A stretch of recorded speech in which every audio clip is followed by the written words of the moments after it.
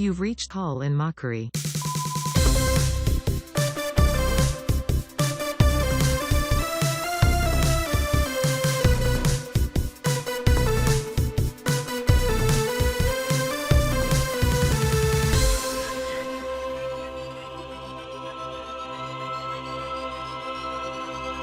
Well, I'm so vain. I bet you think this song's about me. What song? Welcome to Colin Mockery. This is a show where this is interesting. Didn't even sing a song. This is a show where this is interesting. This is the show where this is interesting. That's what the news should say at the beginning. Yeah. This is a show where this is interesting. And then everything from there on out, because sometimes you can, if you're not in the context of what's going on, you turn the news on. No. Say you just fell out of a coconut tree.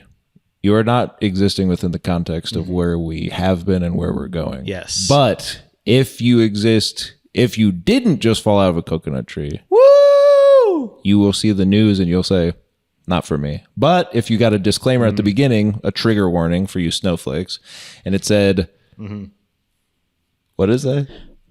Here's something. This is interesting. No, this is the show where this is interesting. Yes, okay. This is the show where this is interesting. But of course, because we have said that here, it is now ours. Yep. Sorry, news. Yep. You're too late. And unfortunately, I would say we would mail ourselves this idea so that no one could take it legally. But stamps, the price of stamps has gone up. The stamps is too damn high. So I'm not mailing stuff anymore. That's it. I'm done. Sorry, Biden. I'm not mailing stuff anymore. Here's what I don't get. Also, I've never mailed anything a day in my life. Just buy, if these stamps really last forever, like they say. They do. Then why don't just buy 1 million of them? Well, buy 1 million of them now. And you never have to worry about it again. Yeah, some people do. I mean, the things is like 55 cents or something. They're like 70 cents. They're like 70 cents. It's okay, so crazy that's like, so you get 1 million for like $700,000. But then you never have to worry about it again. Yeah. Right?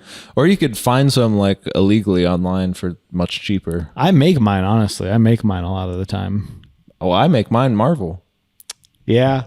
Hey, speaking of this being interesting, a lot of times we get phone calls, which you can call 319 had whip 1. That's right. HADWIP 1. Oh, that'd be cool if we could throw it up on screen. Well, hopefully someday. We'll work on that. Maybe if we add it later. So let's point down like there's a number down there. Or actually, let's put it on up top. But this week I got some text, and would you like to be? I'll be myself. This again? Yeah. I'm gonna accidentally misspeak Belarus as Belarus, and everyone's gonna make fun of me again. Well, they might. Hey, no promises. When you're cold reading, they call it. Yeah. Sometimes you just see the words you're trying to. You to say Belarus. I said Belarus. Okay, that's and it what was Belarus. Yeah, I was like, I think Belarus is the place. I said Belarus, and then one of our most viral sort of videos ever, and all of the comments are just like, "Dude said Belarus, bro said Belarus." Yeah, that sucks. No cap, that boy's stupid. I think I might have not kept this one. I didn't keep the ruse up. Speaking of Belarus, I didn't keep the ruse up as well this time. But you can be gray, I'll be green. Okay. And yes, there was a picture sent to me. Let's and we will put this on screen. Yes. Go for it. Hello, Mr. Richards. My name is Ann. We met at the golf tournament last week. You said my skills were not very good. I thought you could teach me something. I got your number through my friend Lewis. Do you remember me? So just to give everyone an idea, this is a text I got. This is a text Joey Laboda got. Not Mr. Richards. So I said, I'm going to have some fun. I said, hi, Ann. Sorry I didn't answer sooner because of my job as Pig Latin decipherer going longer than expected today. I'm not sure I remember Lewis, though. Short and wide or tall and short? Then she sent me a picture of herself. Woo! Okay, she's kind of in a nice, what would you say, like a nice country club or... Could be. Or nice like restaurant by the sea. Or like a house in Stony Point. Yeah. This is me. You haven't forgotten me, have you? Do you think I am a woman and therefore you don't want to teach me? Anne, if you could see my face as I stare at your photo, you would take me to be a large cartoon wolf with hearts for eyes and a tongue that unfurls to rival the length of the lead singer of Kiss, known as Dr. Kiss. Of course, I believe you to be a woman, and due to the fact that I am a hot-blooded American male, I would love nothing more than to teach you to play golf by standing directly behind you, grabbing your hands around your own golf club, and making innuendos about shafts and balls as I teach your girlish brain how to swing a good piece of steel. It sounds like you have a lot of ideas, so why did you just find an excuse not to teach me? And you lied to me that you were making a decoder. Okay. Okay. Now everything is over. Do you have time this weekend? I think we can make an appointment. Don't look at my poor performance last week, but I believe you will see my progress. I have to be honest. When you first asked me to give you lessons that day at foreplay golf and go-karts, I was so nervous and it emasculated me. I realized that in that moment, that even though I was fighting my own battle of the bulge when I looked at you, I would never be brave in true war. And why then would you want me? The stress gave me a terrible bout of the Hershey squirts, but no longer. I am on a 2-week Imodium-only diet, and I want to train you to show you I am good enough. So I beg you, please make an appointment with me. You can call me Archie because I want to get to know your bunker intimately. Sorry, only 85-year-old golfers will get that.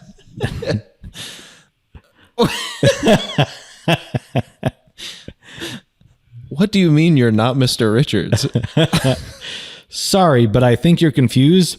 I told you up front that my name is Michael Richards, and you told me that you loved my set at the Laugh Factory in 2006. I think you're an idiot. So then I said, why did you want to contact me for lessons just to turn around and put me down? I was willing to pay you anything to teach you, and this time I would not smell so strongly of the Goodwill bins. Also, can I have a picture of your feet? I never heard back. So we lost another one. And if you're out there and you're listening to the show, please get back in contact with me. I'd love to get out on the golf course with you. Mm-hmm. Do you think this was actually I think this one was real. Yeah, maybe it was. And she just got a legitimate, wrong number. Who dis? Well, so the other day I think it was real. I did get a text on Monday that said, "What's up?" Whoa. And I did just answer today, "Who's this?" Whoa. But I feel like a "What's up?" I'm like, that's actually someone that got the wrong number. Yeah. So I'd like to, I mean, it's been about a week now, but I'd love to hear back from this person and see what we can do about that. So do TikTok, do your thing. And if you're out there, Well, and reading all that, got us so effing parched. And if you're out there, bon appetit. Oh, God. Liquid Death, thank you for sending us yet again. Without a week off, we never fail, and they never fail to send us a big 19.2 ounce can of bubbly gold as we were starting to call around the studio.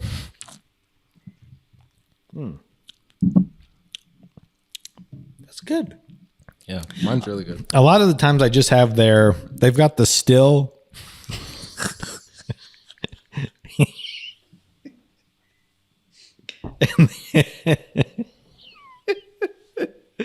And they've got the bubbly, but I usually just have unflavored.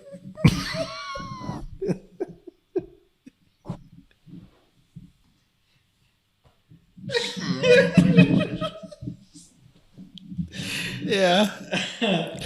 Yeah, but this time they hooked us up with some flavors. They did. It's interesting. They got us some flavors, and it looks like the names are like puns. Yeah. Oh my God, just looking at mine is making me laugh. Yeah. Mine too, yeah. What's yours? I don't even know how they come up with this, but it tastes exactly like it says. It says here, yeah, convicted melon. Uh-huh. That's good. Yeah. Oh my God. Mine is so clever, actually, because mine tastes like pear and it's called unpearleavable.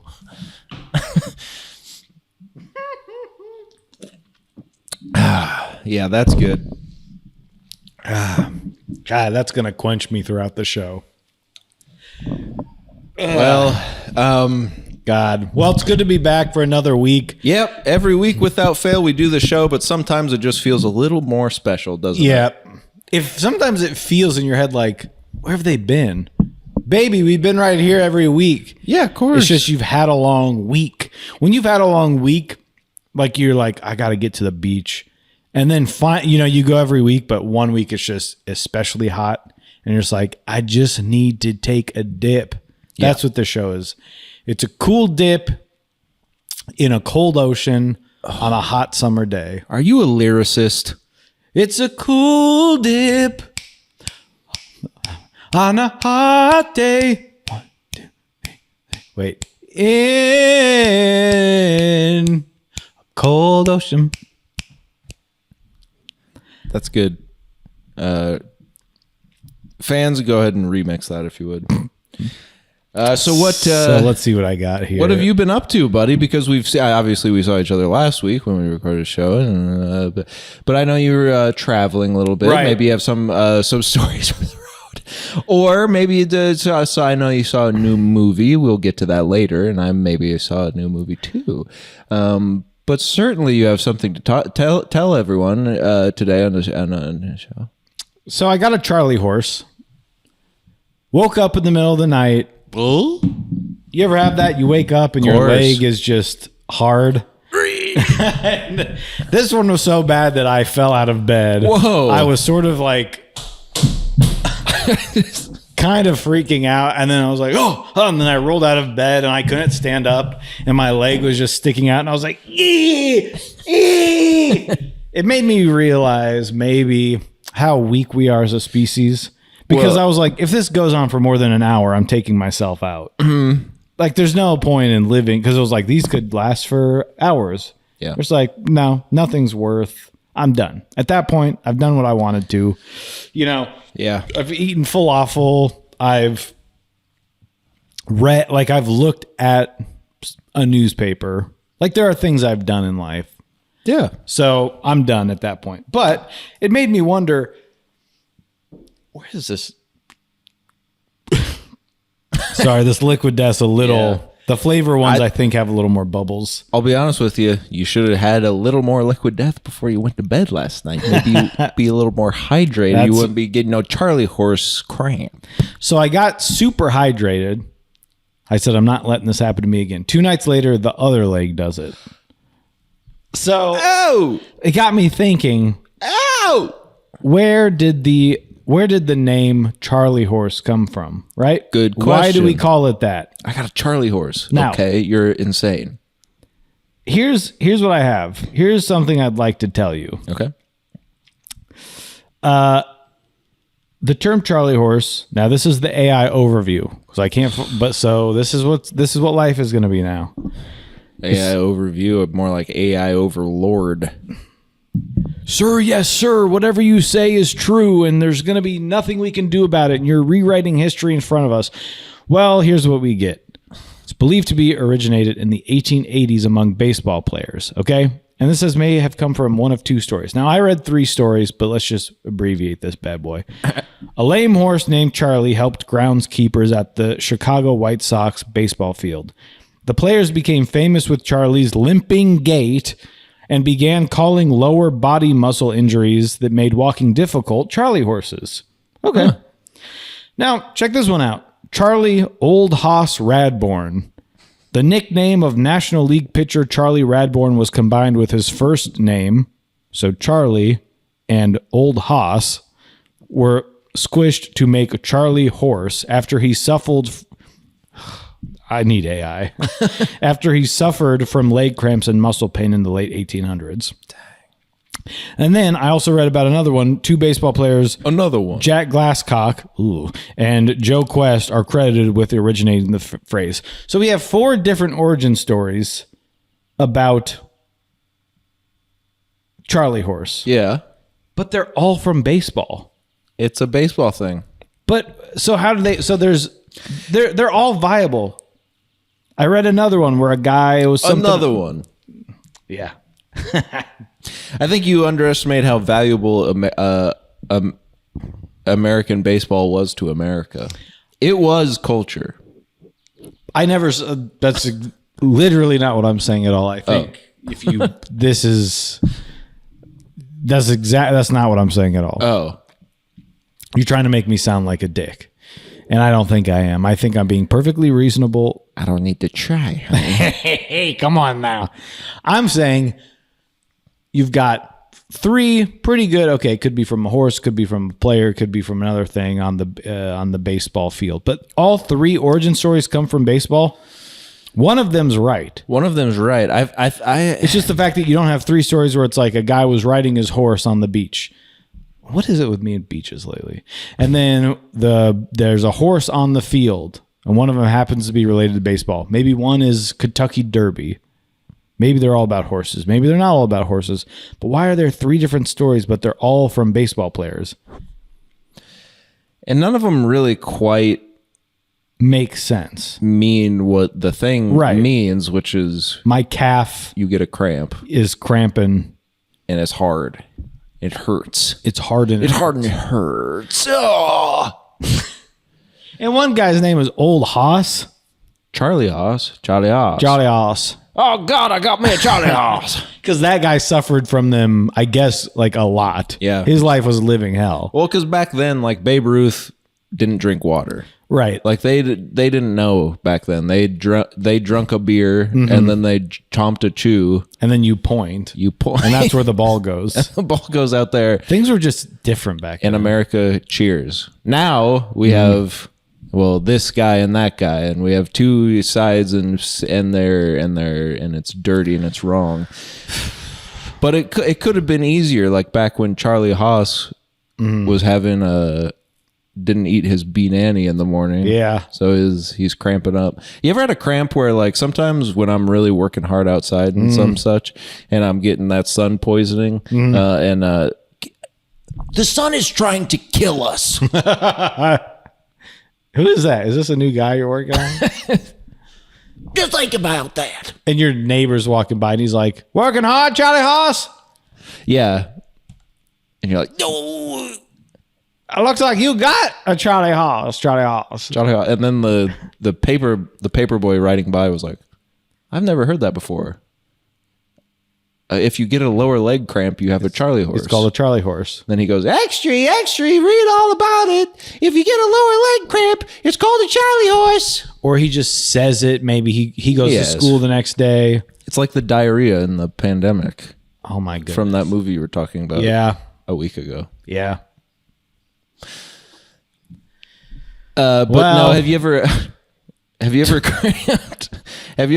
Sometimes I'll be working out in the yard and sun poison, don't drink enough water. Charlie Hospital. And I'll get a cramp where like my fingers won't open. Yeah. And I'm like, I literally have to go. Ever happened to you? Yeah. Yeah. That's freaky. Kind of scary. So you're just like curling in on yourself. But then someone's like, oh, you need to eat a pickle. Like some idiot. You know, they're like, you need to eat a pickle. You're like, you're out in the garden. You're like, that's what I'm trying to do. It's zucchini week. Yeah. Right?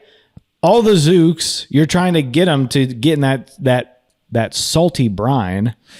Well, it's the brine really that they're talking about with the pickle. Yeah, it's not the pickle, it's the brine. You want to drink the juice, not eat the cuke, right? Drink the juice, leave the cuke. Oh my goodness. New shirt? Yeah. We need some new shirts. Yeah. Okay, so I think we'll do that. And that has broad appeal because a pickle has become something like bacon. Right. Where it's like, I love bacon. I kind of blame Grillos as much as I enjoy their pickle. I love a pickle. I got their hot ones. The Grillos hot. Yum. Brothers, tonight we eat hot pickles.